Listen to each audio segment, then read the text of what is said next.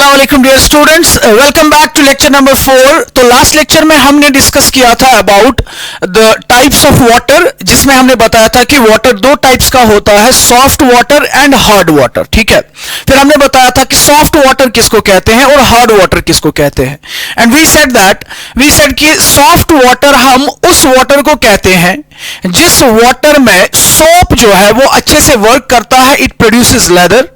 और hard water के अंदर सोप जो है वो वर्क नहीं करता है properly, it produces scum, precipitate. ठीक है ना। फिर हमने बताया था कि इनकी केमिस्ट्री क्या होती है, and we simply said that hard water जो होता है it contains soluble salts of calcium and magnesium in the form of chlorides, sulphates and bicarbonates. ठीक है, इन्हीं की वजह से वो वाटर हार्ड वाटर कहलाता है। ठीक है, और जब उस वाटर के अंदर सोडियम स्टीरेट यानी सोप डाला जाता है तो वो सोडियम स्टीरेट कैल्शियम और मैग्नीशियम आयंस के साथ कंबाइन होके कैल्शियम स्टीरेट और मैग्नीशियम स्टीरेट बनाता है।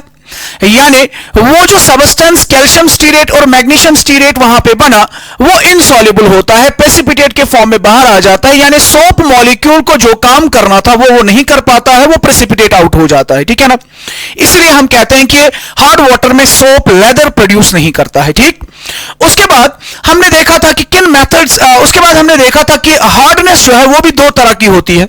एक को हमने नाम दिया था टेम्पररी हार्डनेस और दूसरे को हमने नाम दिया था परमानेंट हार्डनेस। टेम्पररी हार्डनेस हमने बताया था कि temporary hardness is due to the presence of bicarbonates of magnesium and calcium. ठीक है, और हमने इसको टेम्पररी इसलिए कहा था क्योंकि हम इस हार्डनेस को सिंपल बॉइलिंग से भी रिमूव कर सकते हैं। हमने फिर बाद में देखे थे कुछ मेथड्स जिन मेथड से हम हार्डनेस को रिमूव करते हैं। तो टेम्पररी हार्डनेस रिमूव करने के लिए हमने दो तरीके देखे थे। Number one method was by simple boiling, और हमने बताया था कि बॉइलिंग से क्या होता है, हीटिंग से क्या होता है, जो मैग्नीशियम बाइकार्बोनेट होता है वो प्रेसिपिटेट आउट होता है एज मैग्नीशियम हाइड्रोक्साइड, और कैल्शियम बाइकार्बोनेट प्रेसिपिटेट आउट होता है एज कैल्शियम कार्बोनेट। ठीक है, इन प्रेसिपिटेट्स को हम फिल्टर करके रिमूव कर सकते हैं। इस तरीके से कैल्शियम और मैग्नीशियम आयंस को हम वाटर से बाहर निकाल सकते हैं, इसको सॉफ्ट वाटर में कन्वर्ट कर सकते हैं। ठीक है, दूसरा मेथड हमने बताया था क्लार्क्स मेथड, और क्लार्क्स मेथड में हमने देखा था कि हम कैलकुलेटेड अमाउंट ऑफ एक पर्टिकुलर अमाउंट ऑफ लाइम डालते थे हार्ड टेम्पररी हार्ड वाटर के अंदर। वो लाइम यानी कैल्शियम हाइड्रोक्साइड कैल्शियम बाइकार्बोनेट और मैग्नीशियम बाइकार्बोनेट के साथ कंबाइन होकर उस सारे कैल्शियम आयन और मैग्नीशियम आयन को प्रेसिपिटेट आउट करता था as calcium carbonate and as magnesium carbonate. ठीक है, इस तरीके से हम उनको फिल्टर करके बाहर निकालते थे और हमारा हार्ड वाटर जो है वो सॉफ्ट वाटर में कन्वर्ट हो जाता था। ठीक, आज के लेक्चर में हम आगे चलेंगे और हम देखेंगे आज परमानेंट हार्डनेस का रीजन क्या है और परमानेंट हार्डनेस को हम किन किन तरीकों से रिमूव कर सकते हैं। ठीक, तो चलिए स्टार्ट करते हैं आज का lecture. And the first thing will be discussing is about permanent hardness. ठीक है, तो परमानेंट हार्डनेस हमने जैसे भी ऑलरेडी भी कहा है, परमानेंट हार्डनेस किसकी वजह से अराइज होता है? इट अराइजेस ड्यू टू किसकी वजह से? Due to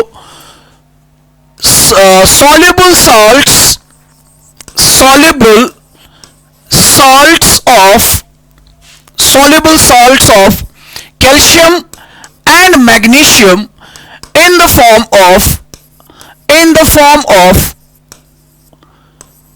chlorides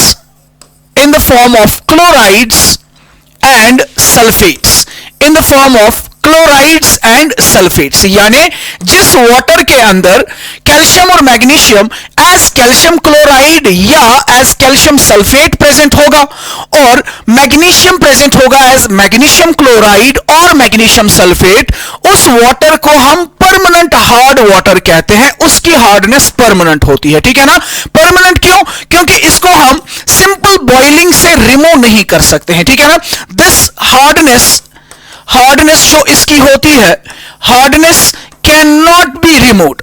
permanent hardness, rather I can say permanent hardness cannot be removed by simple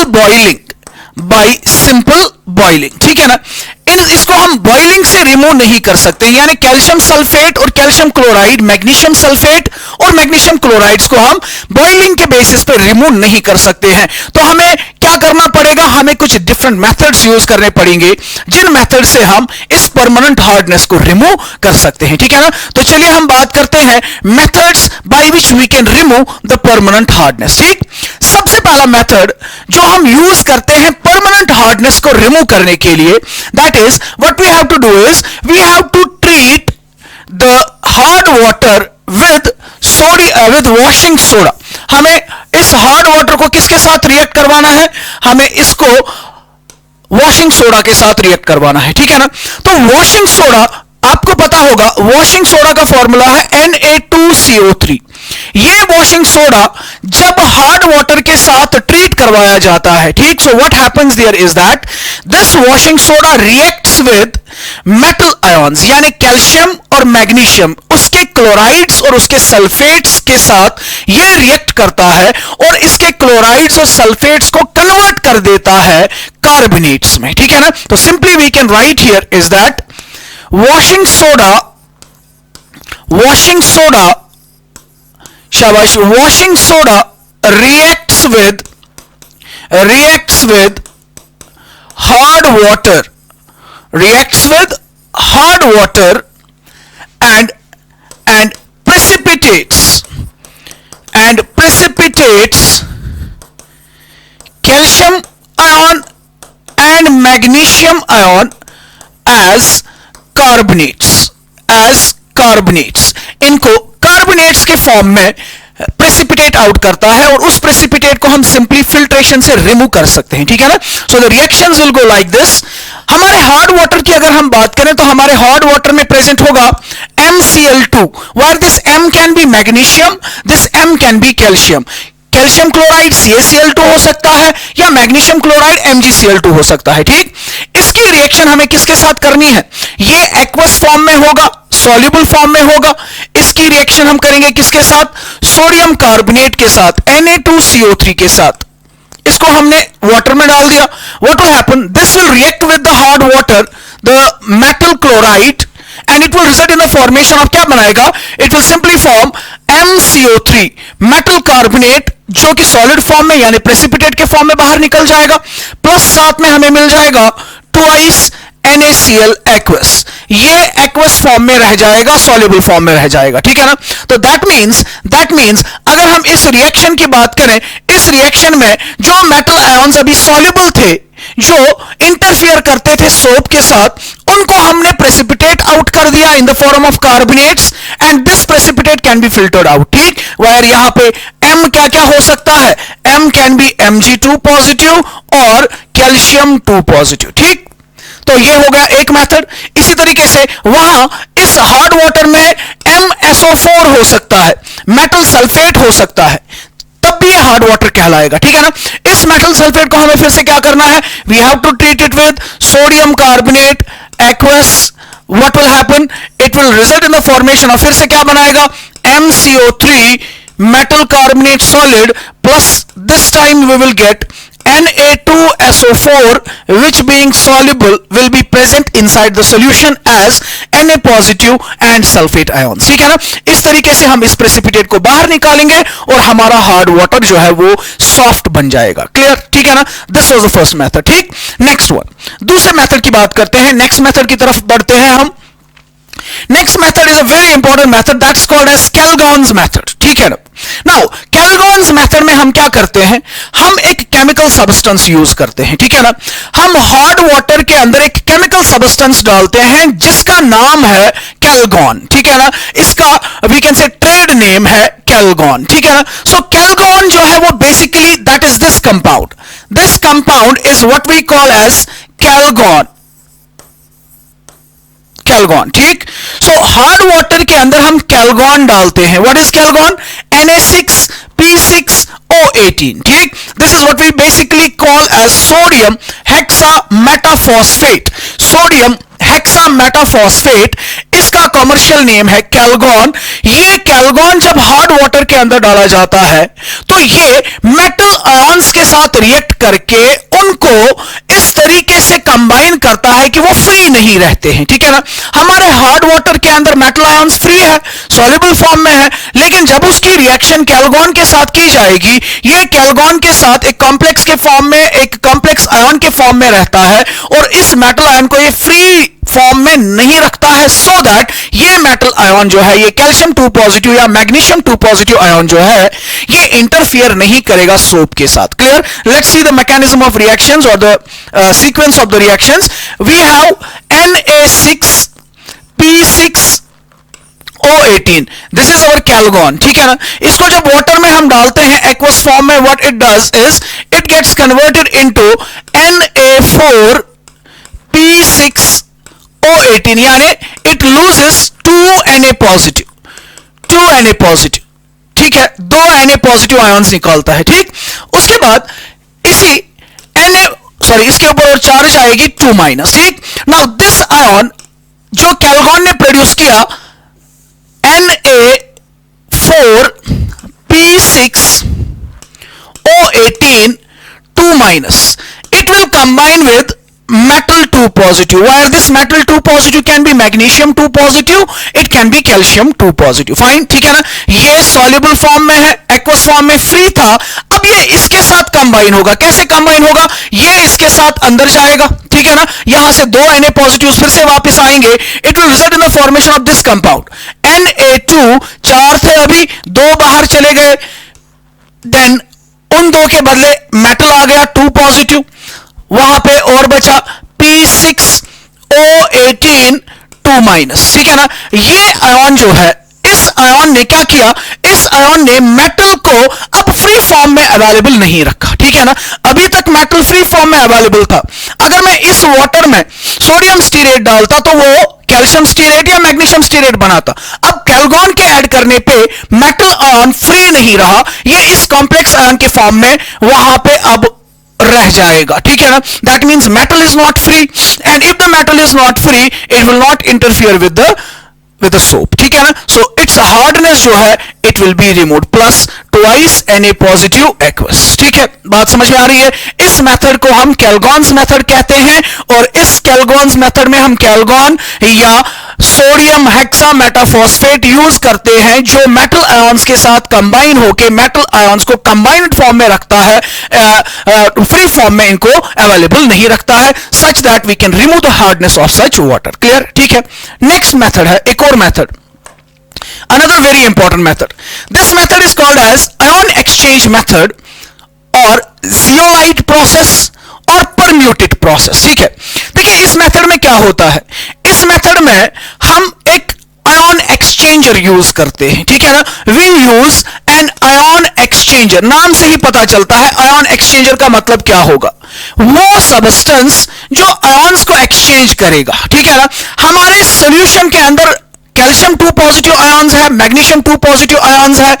hardness remove करने का मतलब हमें उन आयंस को बाहर निकालना है, तो हम एक ऐसा सबस्टेंस यूज करेंगे जो यहां से कोई दूसरा आयन सॉल्यूशन में भेजेगा और सॉल्यूशन से इन मेटल आयंस को, कैल्शियम 2 पॉजिटिव और मैग्नीशियम 2 पॉजिटिव आयंस को ले लेगा, यानी आयंस का एक्सचेंज होगा, ठीक है ना। ये आयन एक्सचेंजर जो है, यहां पे जो हम आयन एक्सचेंजर यूज करते हैं that is called as zeolite. उस आयन एक्सचेंजर का नाम क्या है? जियोलाइट, ठीक है। Now what is zeolite? It acts as an ion exchanger. इस जियोलाइट का एक और नाम है, this is also called as permute.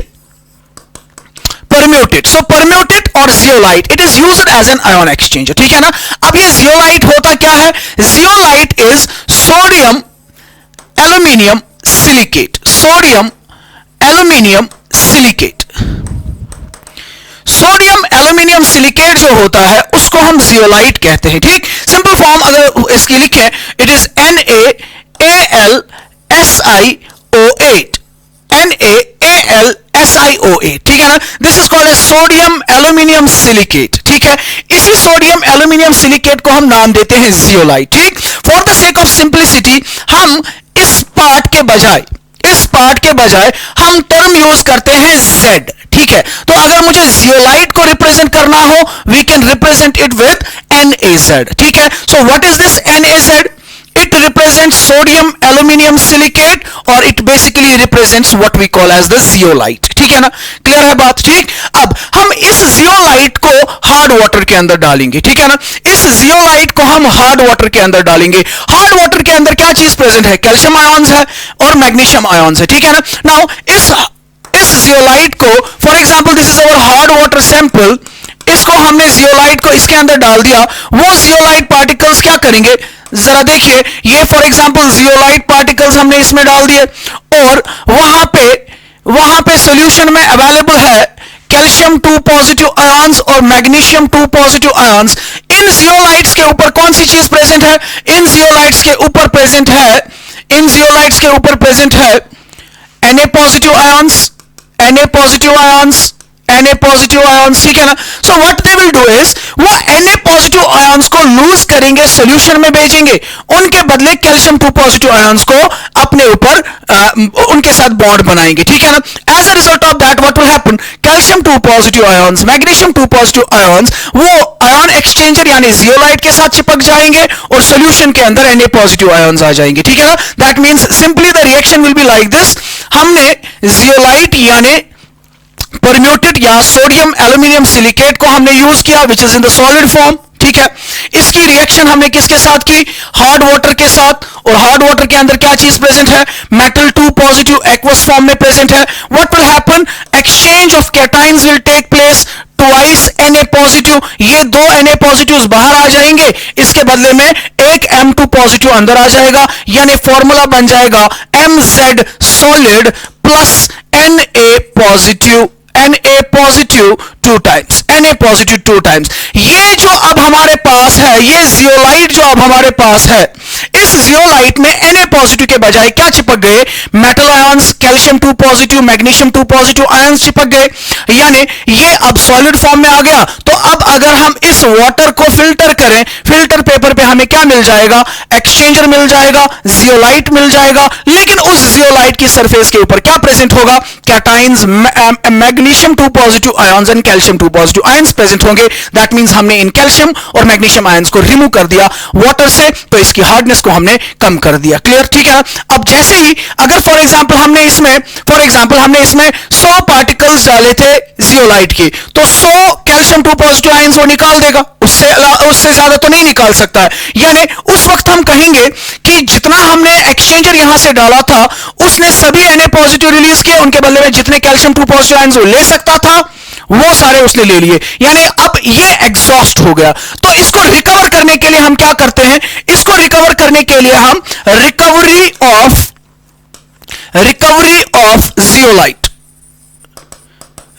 Of zeolite या वी कैन से कि हम इस जियोलाइट को फिर से यूज करने के लिए हम क्या करेंगे? फिर से इसको कैटाइन एक्सचेंजर के तौर पे कैसे यूज करवाएंगे? अब चूंकि जितना भी जियोलाइट हमारे पास था उसके ऊपर सबों के ऊपर कैल्शियम 2 पॉजिटिव आयंस है।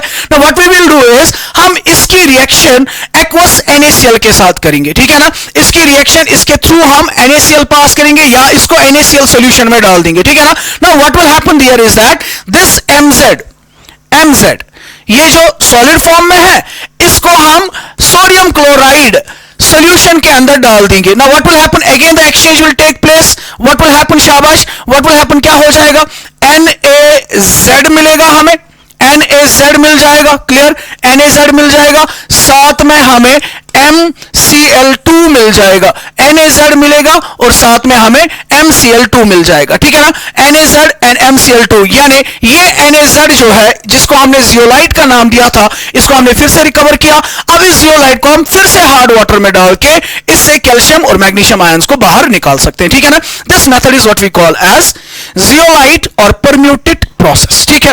लास्ट एक मेथड है जो टेक्स्ट ने मेंशन किया है, that's again very important, that is what we call as synthetic resin method, ठीक।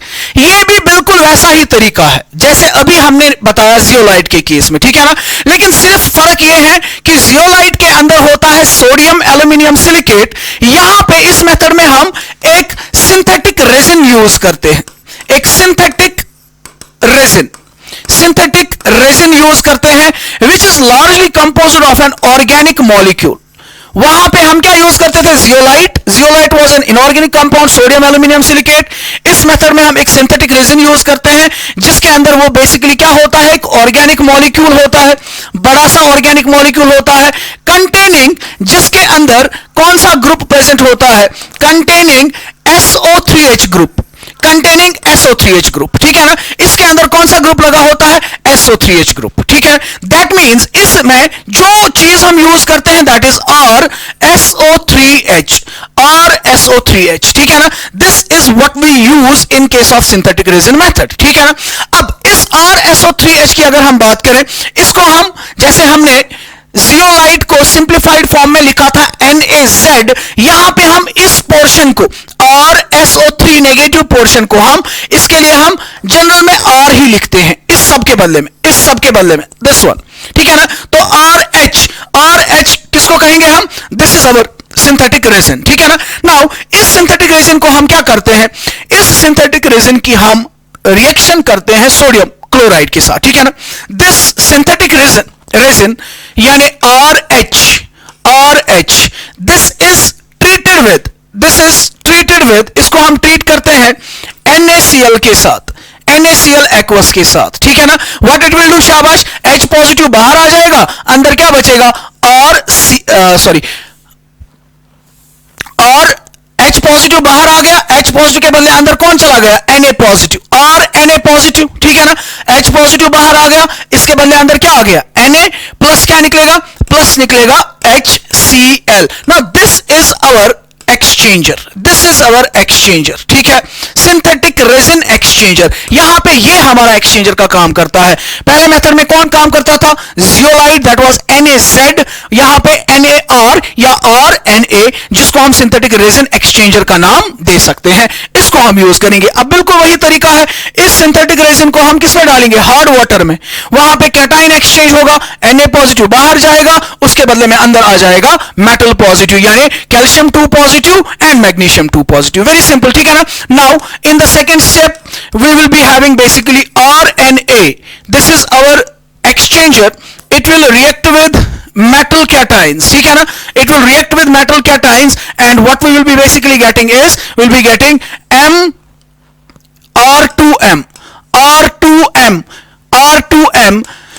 plus twice Na पॉजिटिव, ठीक है। यानी मेटल कैटाइन जो है वो किसके ऊपर चले गए, रेजिन के ऊपर चले गए, और इस तरीके से हमने मेटल आयंस को क्या किया, बाहर निकाल दिया। क्लियर, ठीक है ना। This is what we call as the synthetic resin method, ठीक।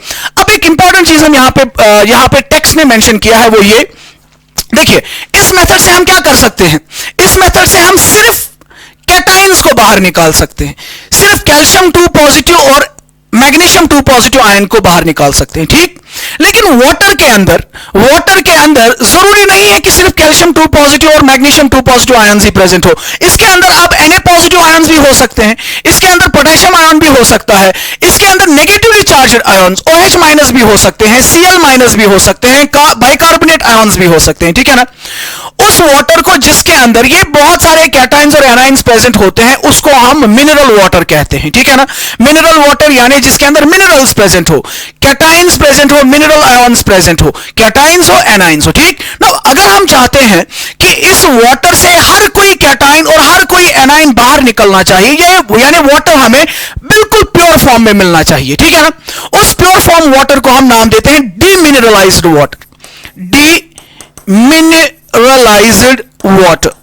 Demineralised water. So what is demineralised water, जिसमें से हर कोई मिनरल यानी हर कोई कैटाइन और हर कोई एनाइन बाहर निकाला गया हो, उसको नाम देते हैं डीमिनरलाइज्ड वाटर, ठीक। इसी सिंथेटिक रेजिन मेथड से हम डीमिनरलाइज्ड वाटर को यूज कर सकते हैं, ठीक है ना। अब डीमिनरलाइज्ड वाटर बनाने के लिए मुझे क्या करना है, कैटाइंस को भी रिमूव करना है, एनाइंस को भी रिमूव करना है, ठीक है ना। कैटाइंस और एनाइंस को रिमूव करने के लिए हम क्या करते हैं, हम कैटाइन एक्सचेंज पहले करते हैं, उसके बाद एनाइन एक्सचेंज करते हैं, ठीक है ना। कैटाइन एक्सचेंज फर्स्ट, उसके बाद एनाइन एक्सचेंज, ठीक है ना। कैसे करते हैं हम, so to obtain demineralised water what we do is we carry out cation exchange followed by anion exchange. ठीक, देखिए कैटाइन एक्सचेंज में हम क्या करते हैं, R H, what is R H, if you remember, R H is our synthetic resin, synthetic resin exchanger, synthetic resin exchanger. हम ये synthetic resin exchanger डालते हैं डायरेक्टली किसके अंदर, we place it directly inside the water which contains a large number of cations, be it calcium ions, magnesium ions, sodium ions, potassium ions, ठीक है ना, in fact copper ions, कुछ भी हो, ठीक है ना। तो इस सिंथेटिक रेजिन को जब हम वाटर के अंदर डालते हैं, वहां पे जितने भी कैटाइंस होंगे, I will write mx plus, mx plus, it can B Na positive, it can B calcium 2 positive, magnesium 2 positive, K positive, whatever, ठीक है ना। ये जब इसके साथ कंबाइन होगा, व्हाट इट विल डू, ये क्या करेगा, शाबाश, it will form RXM, RXM, ठीक है ना। R का नंबर जो है वो डिपेंड करेगा मेटल की चार्ज कितनी है, ठीक है। अगर H पॉजिटिव बाहर निकला, ये बन गया ना R माइनस। अगर यहां पे Na पॉजिटिव है तो RNA बनेगा, अगर कैल्शियम 2 पॉजिटिव है तो R2Ca बनेगा, यानी इट विल डिपेंड, RXM, ठीक है, RXM, यानी जितने भी कैटाइंस इसके अंदर है वो सारे इसके ऊपर चिपक गए। साथ में क्या निकला, साथ में निकला H पॉजिटिव। यानी जब हम कैटाइन एक्सचेंजर यूज करेंगे, कैटाइन एक्सचेंजर डिमिनरलाइज्ड वाटर बनाने के लिए यूज करेंगे, तो कैटाइन एक्सचेंजर के वक्त क्या बनेगा, H पॉजिटिव। ये H पॉजिटिव जब वाटर के अंदर जाएगा, उसके बदले में क्या आएंगे, मेटल आयंस, तो वो उस वाटर को क्या बना देगा, एसिडिक बना देगा, वो उस वाटर को एसिडिक बना देगा। क्लियर, ठीक है। अब कैटाइंस हमने निकाल दिए, कैटाइंस हमने निकाल दिए, अब हमें क्या निकालना है, एनाइंस निकालने हैं। एनाइंस निकालने के लिए हम क्या यूज करेंगे, we will use anion exchanger, anion exchanger, ठीक, एनाइन एक्सचेंजर जो एनाइंस को एक्सचेंज करेगा, ठीक है ना। नो, एनाइन एक्सचेंजर जो हमारे पास होता है वो एक बेस होती है, ठीक। हम क्या यूज करते हैं, RNH2, this is our RNH2। इस RNH2 को जब हम किस में डालते हैं, वाटर के अंदर, वाटर के अंदर, it results in the formation of RNH3 plus OH minus, RNH3 plus OH minus, ठीक है ना, RNH3 plus OH minus. Clear, now this is our anion exchanger, ये हमारा एनाइन एक्सचेंजर है, एनाइन एक्सचेंजर है, ठीक है ना। अब इस एनाइन एक्सचेंजर को हम उठा के किस में डालते हैं, वाटर के अंदर, ठीक है ना। So that is our A9 exchanger, RNH3 plus OH minus. पहले हमने कैटाइंस को बाहर निकाल दिया, अब उसके बाद एनाइंस को भी बाहर निकालने की कोशिश कर रहे हैं। इसको जब हम डालेंगे किसके अंदर, वाटर के अंदर, यहां पे जो हमने बताया ना, ये M क्या क्या हो सकता है, it can B anyone, it can B Na positive, it can B Mg2 positive, it can B calcium 2 positive और एनीथिंग, ठीक। सिमिलरली जब हम यहां पे इसकी रिएक्शन किसके साथ करेंगे, इसको वाटर में डाल देंगे जिसमें एनाइंस अब मौजूद है, कैटाइंस तो हमने निकाल दिया, अब एनाइंस को भी निकालना है। Anions for example I will say X minus, X minus, ठीक। What will happen, it will react with X minus, X minus जब X माइनस के साथ जब ये रिएक्ट करेगा, OH माइनस बाहर आएगा, X माइनस अंदर आ जाएगा, it will result in the formation of RNH3 positive X negative. इसको हमने फिल्टर करके बाहर निकाल दिया, साथ में क्या चला गया, OH माइनस अंदर चला गया, ठीक है ना। पहले स्टेप में क्या जा रहा था, H पॉजिटिव जो वाटर को एसिडिक बना रहा था। दूसरे स्टेप में क्या जा रहा है, OH नेगेटिव जो वाटर को बेसिक बनाएगा। H पॉजिटिव OH नेगेटिव अब आपस में कंबाइन होकर क्या करेंगे, न्यूट्रलाइजेशन करेंगे, यानी फाइनली जो हमारे पास वाटर होगा, ना तो उसमें कोई कैटाइन होगा, ना ही कोई एनाइन होगा, और वो अब ना तो एसिडिक होगा ना बेसिक होगा। क्यों, क्योंकि पहले स्टेप में एसिडिटी बढ़ रही थी, दूसरे स्टेप में बेसिसिटी बढ़ रही है, तो ये एक दूसरे को क्या करेंगे, न्यूट्रलाइज करेंगे। In this way we can obtain, हम क्या कर सकते हैं, हम ऑब्टेन कर सकते हैं demineralised water, we can obtain demineralised water. I hope कि आप लोगों को यह बात समझ में आ गई, ठीक है ना। सो इस तरीके से हमने एक और टॉपिक यहां पे डिस्कस किया, that is the hardness of water, what are the various methods by which we can remove the hardness of the water, ठीक। Now let's move to the next topic of this chapter, that is hydrogen peroxide।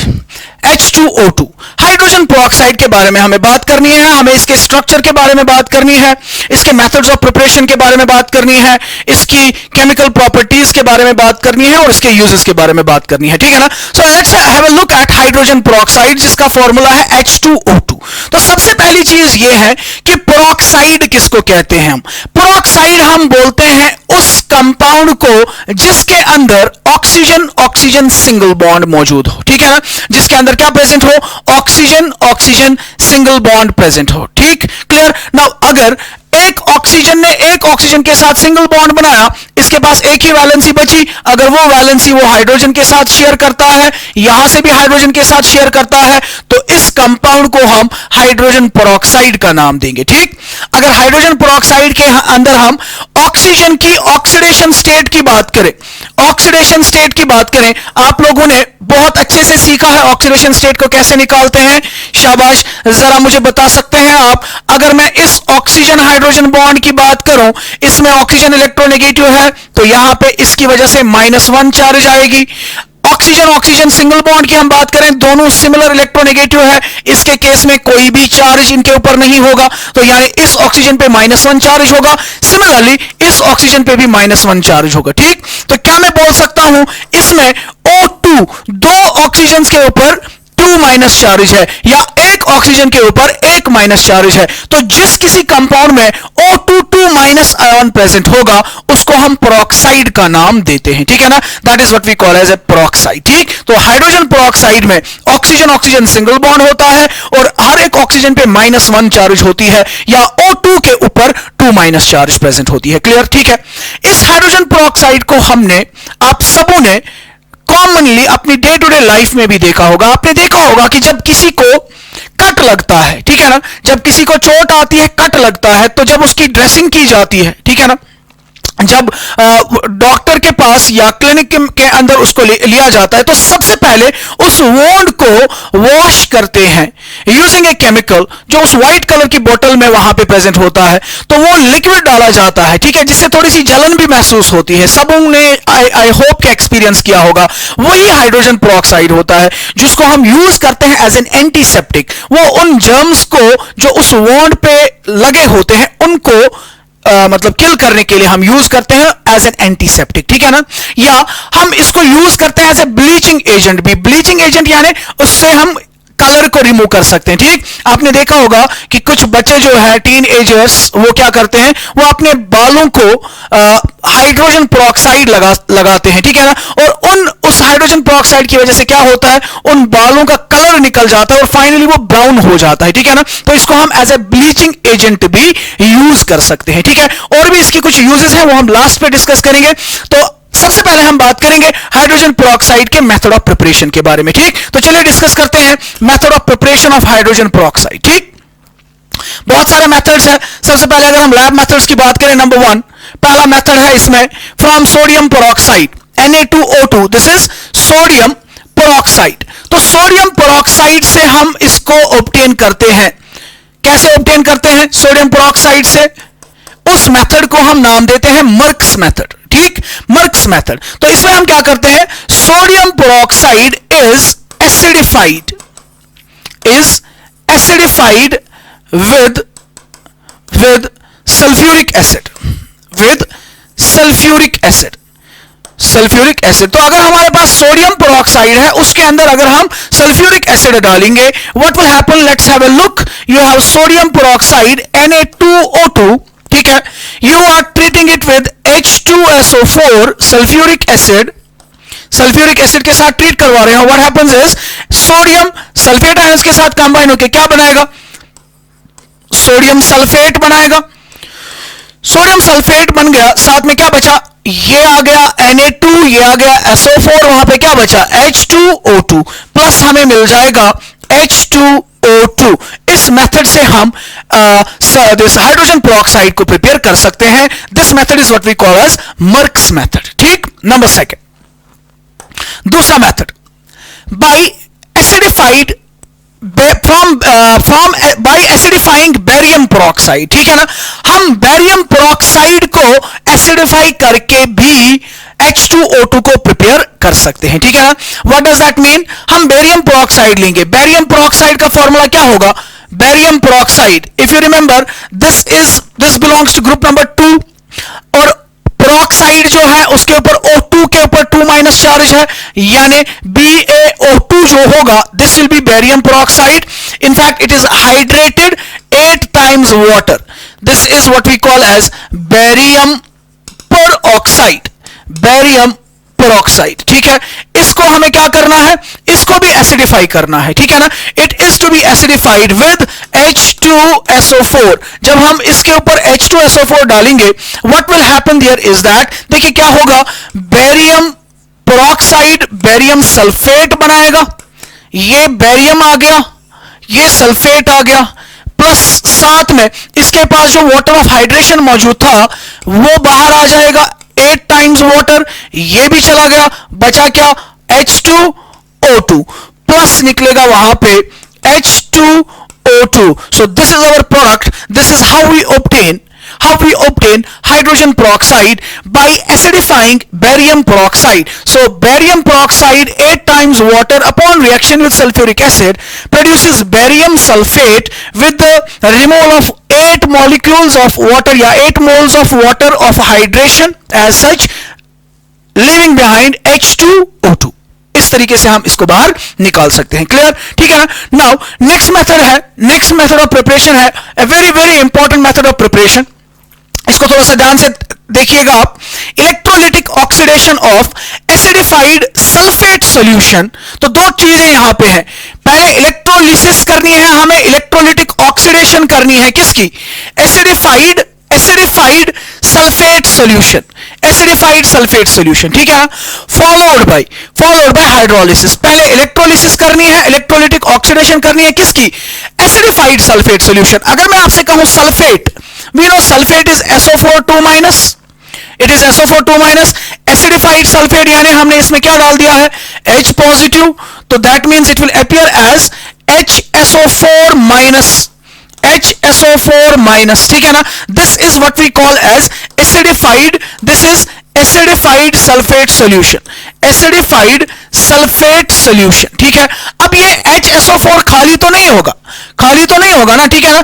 इसके साथ कोई counter ion present होगा, मान लीजिए potassium साथ में है, तो KHSO4 को हमने लेना है, ठीक है ना। या इन जनरल हम आयन ही दिखाएंगे। सबसे पहले हमें क्या करना है? HSO4- एक्वस सॉल्यूशन की हमें क्या करनी है? इलेक्ट्रोलिटिक ऑक्सीडेशन, यानी इसकी इलेक्ट्रोलिसिस करनी है, ठीक है।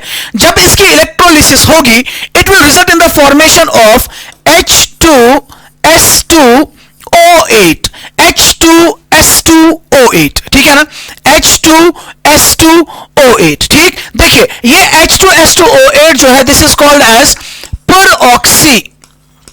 Peroxy disulphuric acid, peroxy disulphuric acid, ठीक है ना। यहां पे आगे बात करते हैं इसके बारे में।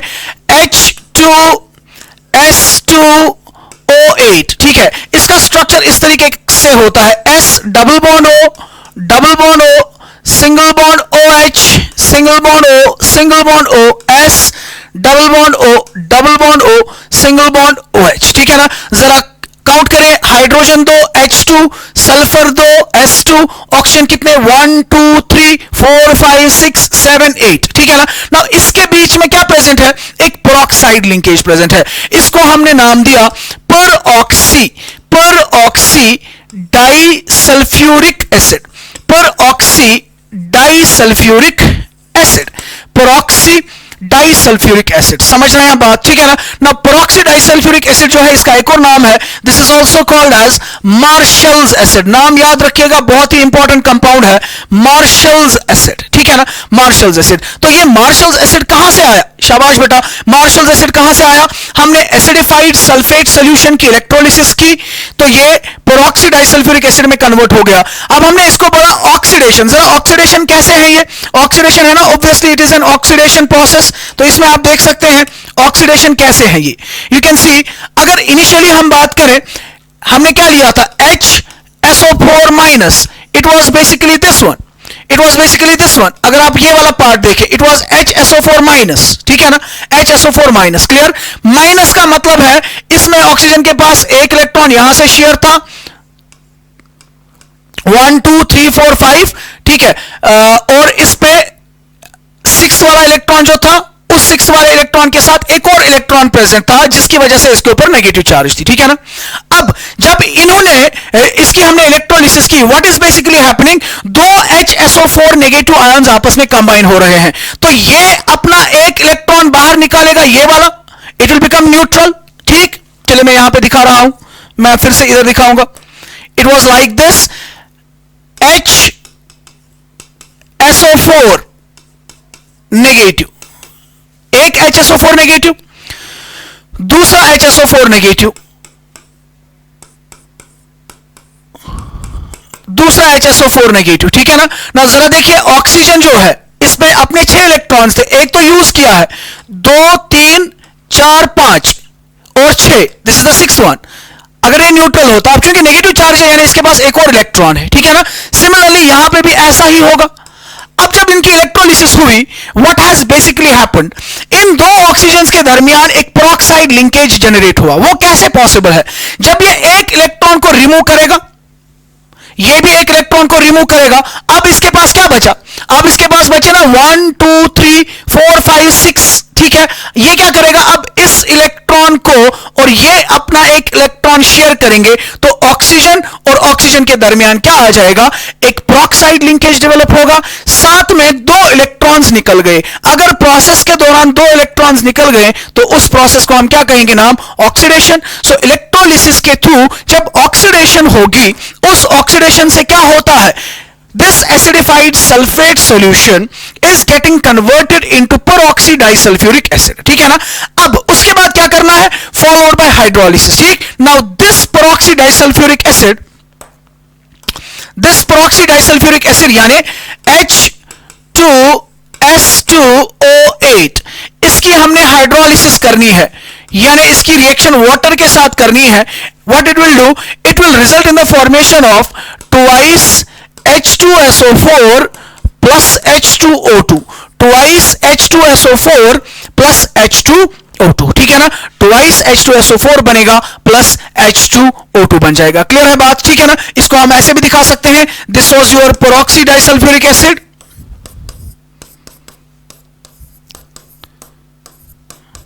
अगर और समझना है हमें तो इस तरीके से भी हम दिखा सकते हैं, ठीक है ना। पेरोक्सी डाइसल्फ्यूरिक एसिड, पहले स्टेप में क्या होगा, पहले स्टेप में जब मैंने इसके साथ वाटर की रिएक्शन करवा दी, व्हाट विल हैपन, वहां पे क्या होगा, ये वाला बॉन्ड ब्रेक हो जाएगा, this bond will break up, ठीक है। क्या होगा, वाटर था, वाटर में से H ये पार्ट ले लेगा, OH ये वाला पार्ट ले लेगा, वाटर में से H इसने ले लिया, OH इसने ले लिया। अब जरा देखिए क्या बन गया, क्या बनेगा, शाबाश, ये कंपाउंड बन जाएगा OS double bond O, single bond O, single bond O, single bond H, या मैं इसको सिंपल में कहूं तो it is H2SO5। This is another very important acid, this is called as Caro's acid, Caro's acid बनेगा, ठीक है ना। क्या बन जाएगा, कैरोज एसिड, प्लस क्या निकलेगा, plus this is OH, S double bond O, OH, यानी it will become H2SO4, S double bond O, OH, OH, एक H2SO4 मिल गया और साथ में क्या मिला, कैरोज एसिड, ठीक। दूसरे स्टेप में क्या होगा, दूसरे स्टेप में होगा यही चीज कि मैंने कैरोज एसिड को लिया, अब इस कैरोज एसिड के साथ में एक और वाटर मॉलिक्यूल डाल रहा हूं, ठीक है ना। नाउ व्हाट विल हैपन, शाबाश, क्या होगा, ये वाला बॉन्ड फिर से ब्रेक हो जाएगा, ये वाला पार्ट OH ले लेगा, ये वाला पार्ट H ले लेगा, तो मुझे फिर से क्या मिल जाएगा, I will again get S double bond O, single bond OH, this part OH, plus क्या मिल जाएगा, इसने H ले लिया, यानी I get O single bond OH and H, this is my H2O2, ठीक है। तो अल्टीमेटली इन दोनों स्टेप्स को अगर मैं कुल मिला के देख लूं, what is basically happening here is, यहां पे क्या हो रहा है, H2S2O8, यानी ये दो मॉलिक्यूल्स वाटर, ये वाला और ये वाला, दो मॉलिक्यूल्स ऑफ वाटर, पहले स्टेप में क्या बन रहा है, कैरोज एसिड और एक सल्फ्यूरिक एसिड, दूसरे स्टेप में वो कैरोज एसिड फर्दर कन्वर्ट हो रहा है एक और सल्फ्यूरिक एसिड में, यानी दो सल्फ्यूरिक एसिड्स मिले, साथ में वाटर मिला। वही तो हमने सिंपल टर्म्स में दिखाया था, H2S2O8 plus 2 times water, it gives twice H2SO4 plus H2O2, और इस मेथड से हम प्रिपेयर कर सकते हैं दिस हाइड्रोजन पेरोक्साइड। ठीक है, एक और मेथड है हमारे पास, एक और बहुत ही इंपॉर्टेंट मेथड है,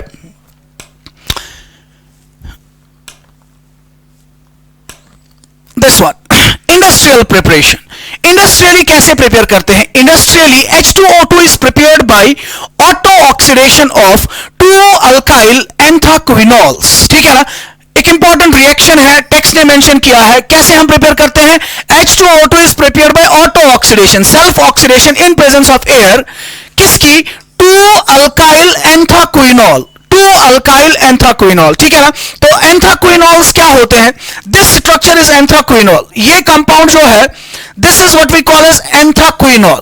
अब इसके, दिस इज नंबर 1 कार्बन, इस पे नंबरिंग कैसे होती है that's a different story. This is carbon number 2, 2 carbon पे इथाइल ग्रुप लगा हुआ है, एंड इसको हम नाम देंगे 2 इथाइल एंथाक्विनोल। एंथाक्विनोल क्या होता है? एंथाक्विनोल होता है एक 3 बेंजीन रिंग कंटेनिंग कंपाउंड, और साथ में यहां पे 2 OH ग्रुप्स लगे होते हैं। ठीक है ना, तो जब हम इसको एज सच एयर में रखते हैं, व्हाट हैपेंस इज दैट ये वाला पार्ट जो है ना, इसकी ऑक्सीडेशन होती है इन presence of oxygen. What happens is that वहां से हाइड्रोजन इसमें से बाहर निकलेगा, हाइड्रोजन इसमें से बाहर निकलेगा, और oxygen, oxygen atmospheric oxygen H and O2 यानी H2O2 वो बाहर निकल जाएगा। इसकी क्या हुई? हाइड्रोजन का रिमूवल हुआ। जब हाइड्रोजन का रिमूवल होता है उसको बोलते हैं ना ऑक्सीडेशन। ठीक है ना, तो इसकी क्या हो जाएगी? ऑक्सीडेशन। और ये OH बॉन्ड जो है ये किस में कन्वर्ट हो जाएगा? Double bond O, double bond O। यानी अगर हम ओवरऑल में रिएक्शन की बात करें, वी कैन से 2 ethyl एंथाक्विनोल, it upon aerial oxidation, auto oxidation will produce hydrogen peroxide along with the byproduct. This is what we call as 2-ethyl anthraquinone, anthraquinone. This is 2-ethyl anthraquinol, 2-ethyl anthraquinol। ठीक है, तो यहां से hydrogen निकला, यानी H2 निकला, साथ में वो कंबाइन हुआ ऑक्सीजन के साथ, तो मुझे क्या मिल जाएगा? H2O2 मिल जाएगा। और ये चूंकि इसने H को लूज किया, अब इसको वो एक बॉन्ड बनाना है, वो किसके साथ ये बना रहा है? इसी कार्बन के साथ। यहां पे जो डबल बॉन्ड था वो सिंगल बॉन्ड में कन्वर्ट हो गया। ठीक है ना, तो ये भी C डबल बॉन्ड O में कन्वर्ट हुआ, ये भी C डबल बॉन्ड O में कन्वर्ट हुआ। इसको इथाइल एंथ्राक्विनोन कहते हैं, इसको एंथ्राक्विनोल कहते हैं। ठीक, तो कुल मिला के अगर हम रिएक्शन बताएं, रिएक्शन सिंपली ऐसी होगी, 2-ethyl